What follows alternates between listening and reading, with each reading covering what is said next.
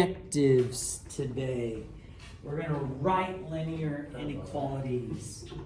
We're going to sketch the graphs of linear inequalities. And finally, we're going to write linear inequalities from graphs. Notice no solving today. Okay, no solving today. But today's pretty important. The skills that we learned today is going to carry over through the rest of the chapter.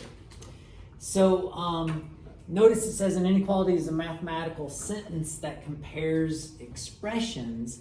An inequality contains the following symbols. Okay, now I do want to give you a heads up. This is a is less than symbol, but if the variable's on the other side, you're going to read it as a greater than symbol. It kind of depends on which direction you're reading it. Well, and let me just give you an example real quick. If I say 2 is less than 3, that's correct, right? Mm-hmm. But if you read it backwards, what are you going to say? 3 is greater than 2. So these can go both directions. I want to be clear on that. But if you're reading it from left to right, this is less than. And another way to say it is fewer than. Are you guys cool with that? Is that familiar?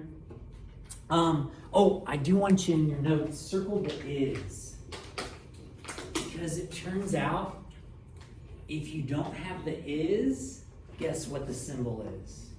If it just says less than, what mathematical symbol would that be? That would be subtraction, wouldn't it? So it's kind of, you got to be careful here. If it says is less than, it's that symbol. If it's just less than, it's going to be subtraction. So be careful. And then are you guys cool with it going the other way? It's is greater than or is more than. Some people, when they learn this, they learned about an alligator like eating the bigger number, right? Does that kind of make sense? And that does hold true, whichever direction you're reading it. You know, from this way, this is greater than, and then on this way, it'd be greater than going the other direction. So the alligator eats the bigger one is one way to think about it. Also notice, basically it's the less than one you got to worry about. What does that little symbol there mean? Less than or equal to. Yeah, so this is less than or equal to. Now here's where it gets tricky. That symbol is used a lot in everyday interactions. So like if I say, I want to weigh at most 180 pounds. If I say at most 180 pounds, that's going to be this symbol. It's going to be less than or equal to 180. Are you guys cool with that? Katie, you cool with that? Yes. Yeah? So if I say at most 180, that's less than or equal to. So circle that. That one's kind of tricky. Also, I could say, well, I want to weigh no more than 180 pounds. No more than means I could be 180 pounds, but I could also be less than. For greater than or equal to, notice, is greater than or equal to, but there's some vocabulary there that's a little bit different. Is at least. Is at least. That's another way of saying greater than or equal to. Is at least. How do you guys feel about that one? And is no less than. Is no less than. That's another way to describe greater than or equal to. And it's funny because there's probably more examples I can think of that use these, like real examples, than these. A lot of the times people are talking about being something or above, something or less. And so it's using those symbols right there. Okay, so let's practice translating sentences into inequalities. So on example A here, it says a number W minus 3.5. I'm just going to go ahead and translate that. Do you agree that that's W minus 3.5? And it says is less than, so is less than or equal to. So which symbol is that? Is less than or equal to. Isn't it that one up there? That one is less than or equal to -2. Are you guys cool? I bet you guys can figure the next one out. 3 is less than, notice it says is less than, a number n plus 5. So is less than a number n plus 5. Notice this problem is a little bit different if the is not there. If it says 3 less than a number n plus 5, that's a different statement. If I say 3 less than a number n, that's going to be n minus 3 and then plus 5.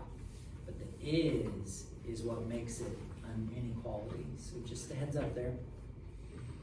Will you guys try the next one just so I can get some feedback and find out if you guys are following along? All right. Example 1, part C. Let me see it. Part C. Looks good. Hey, nice job. 2, cool. Yeah, nice catch. Looks good, man. Looks good. Looks good. So, Stephanie, would you try that next one too?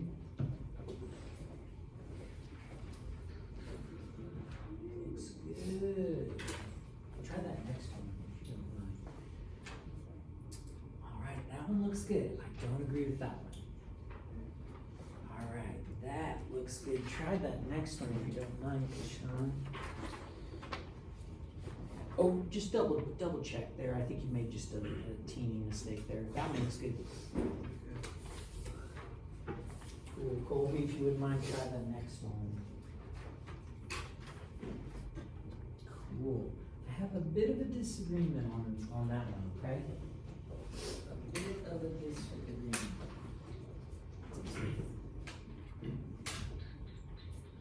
Cool, yeah. Looks good. Try that next one. Look at you working hard.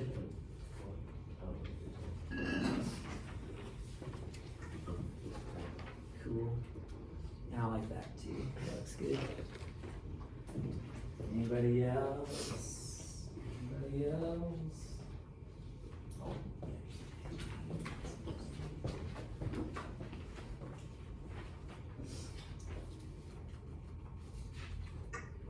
try that next one. Okay. So, looking good, everybody.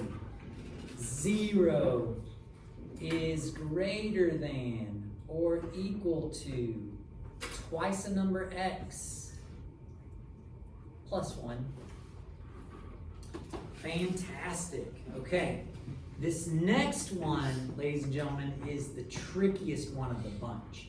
Notice on all of these, haven't we just gone in order, just translating it? Yeah. We've just gone in order, just down the line, down the line. This one we got to be careful because it says 6 less than n.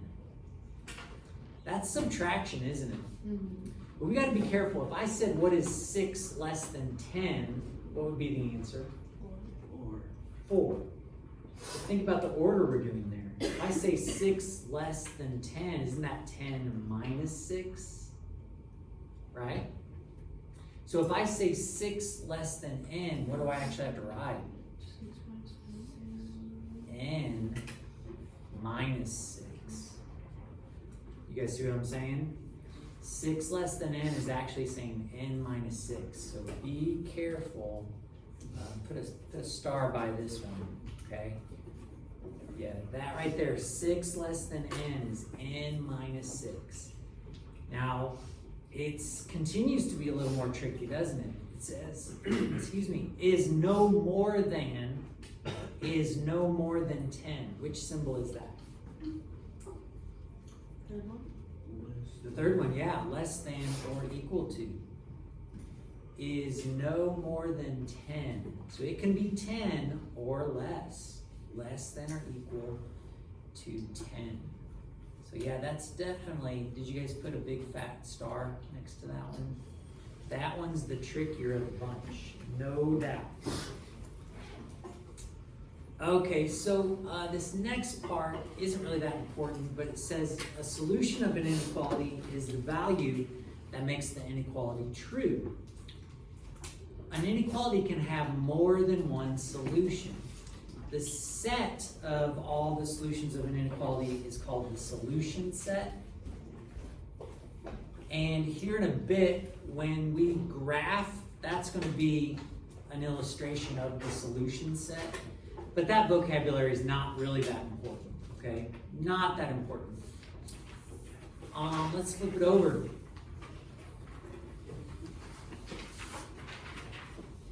Read through then example 2 there. Read through that, and let's talk about it. I'm going to take roll real quick, though. I don't think I did that.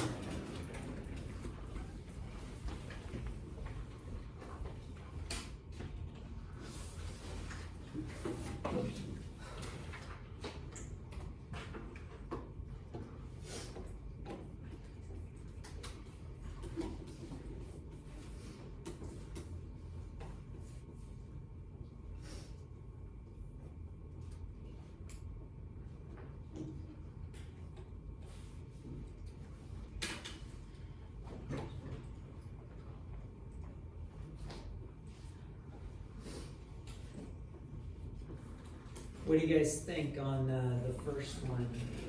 Yes or no? Is -4 a solution of the first inequality? Yes or no?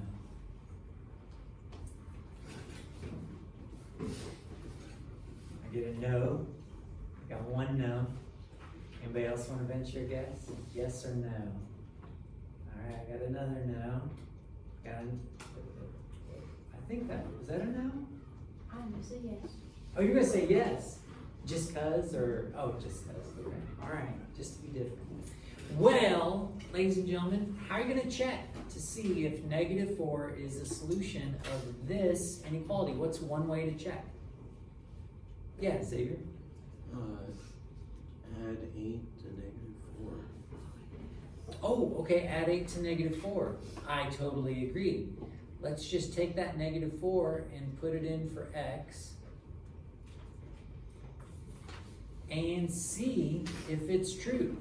What is -4 plus 8? 4. Class, is 4 less than -3? No.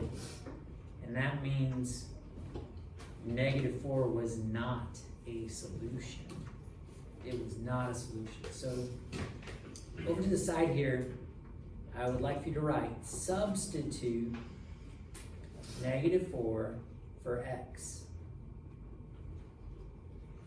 and check.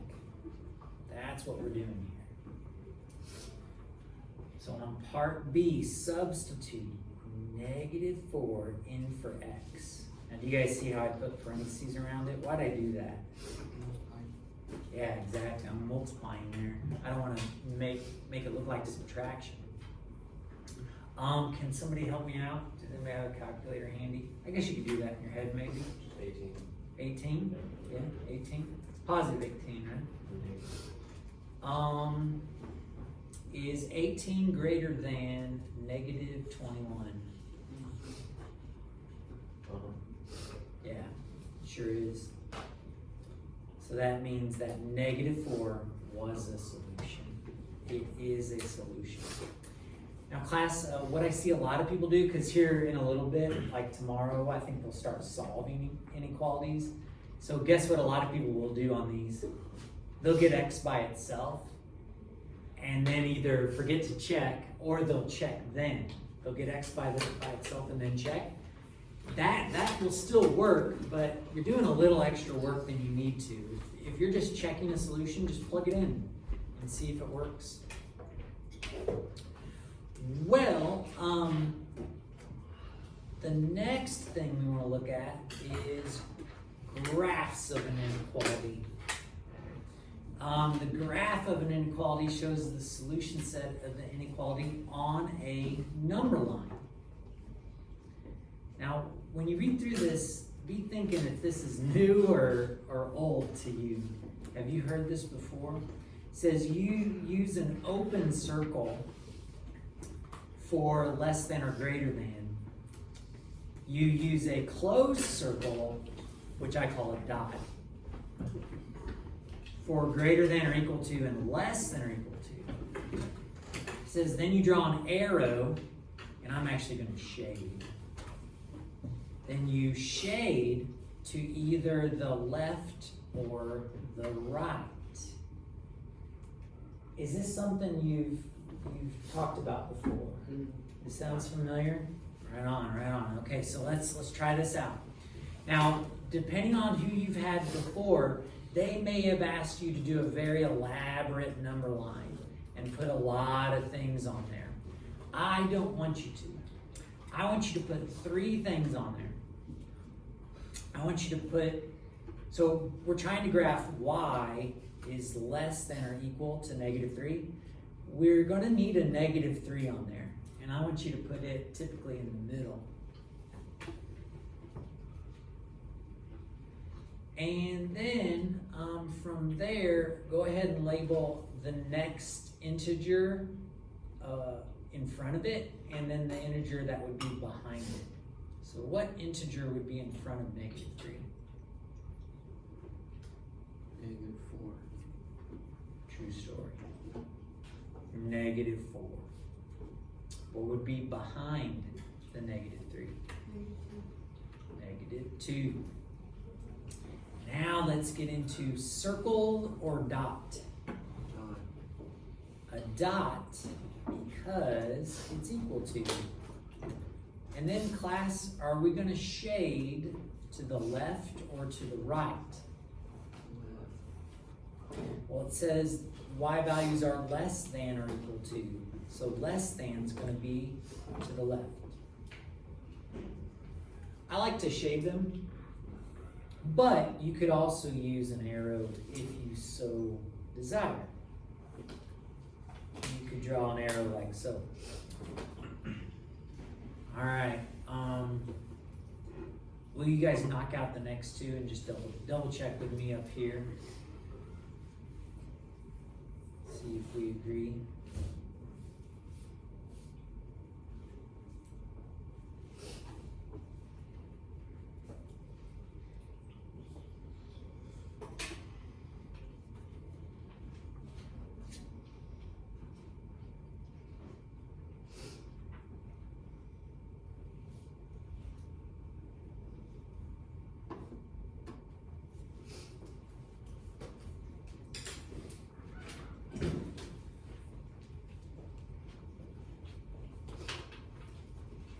Once you graph them, double check with me up there, see if we agree.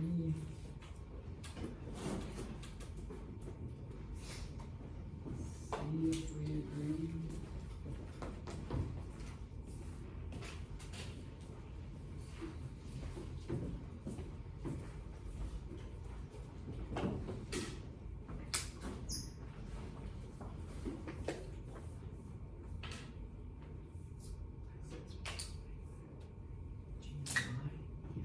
You do?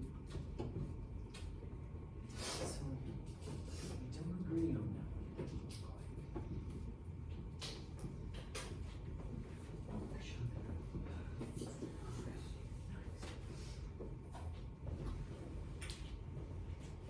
So class, what is up? Why did I disagree with some of you on B? So what is this actually saying? It's saying 2 is less than x, but you can also read this the other direction. X is greater than 2. That's why we want to shade to the right. Turns out all the solutions to this are going to be to the right of 2. 3, 4, 5, All of those would be solutions. Is everybody with me on this? So one reason why we do graph these is because the graph illustrates all the possible answers. If we were trying to list out the answers, that would be impossible. Because isn't 1.9999999 a solution to this? It is. I'm not going to write out all those answers. With a graph, we can easily see what, wait, I'm sorry, 1.9999 would not work here. I said the wrong thing. How about 2.0001? That would work here. Sorry about that, I misspoke. But we don't want to list all that out. We can use a graph, and that tells the world 2 is not included, but everything to the right of 2 is a solution. And we can say all that information with a graph pretty quickly, which is nice. So, yeah, just make sure if you struggled with this a little bit, just make sure you're realizing it says x is greater than 2. That's the way to read that. X is greater than 2. Read it from X's perspective. Are you guys okay so far? So we checked solutions. We graphed. The last thing we're going to do is we're going to translate. We're going to write an inequality from a graph. And they made this an application problem. Let's read through what's going on here. It says the graph showed the height restrictions, h, in inches for 2 rides at an amusement park. Write an inequality that represents the height restrictions of each ride. Are you guys feeling it here? Understanding what they're asking? Ride A has 48, so that's like 4 feet tall, I guess, 48. And it's shaded this way. Well, what inequality does that represent? We'll use H because that's what they told us. H is what? Greater than or equal to 48. So greater than because it's shaded to the right. Equal to because it's a dot. 48. Are you guys cool with that? What kind of ride do you think that would be at an amusement park? Roller coaster. Yeah, probably like a roller coaster. Or maybe one of those spinning upside down sort of things or whatever. Yeah. The other ride, the heights is what? Greater than or less than? Less than. Equal to? No. No. Less than 52. So that's saying something completely different, isn't it? I'm thinking this is like a kiddie ride. Like, I'm trying to think, I don't know, like some really slow, you know, like a carousel or something like that. So you gotta be less than 52 inches to ride that ride. Probably because the seats are too small. What do you guys think so far? Any questions? You feeling good about it? Hey, there's one thing I want to talk about real quick. Let's graph this real quick. Sometimes a fraction will be the inequality that you're asked to graph. When I come across this, I make it easy on myself and I don't write 1/2 down. I think about what integers 1/2 is between. What integers are 1/2 between? 0 and 1, yeah. So I'm just gonna put 0 and 1 down. And then if you wanna write the 1/2, you can, but I don't even write it sometimes. I just put a circle right there. I guess maybe I should write the 1/2. Yeah, I guess I should. But yeah, you can put the 1/2 in the middle, and then isn't this shaded to the left? So yeah, fractions show up every once in a while. Well, let me get you some practice. Again, you can do the odds if you'd like. If you feel like you need more practice, do some more.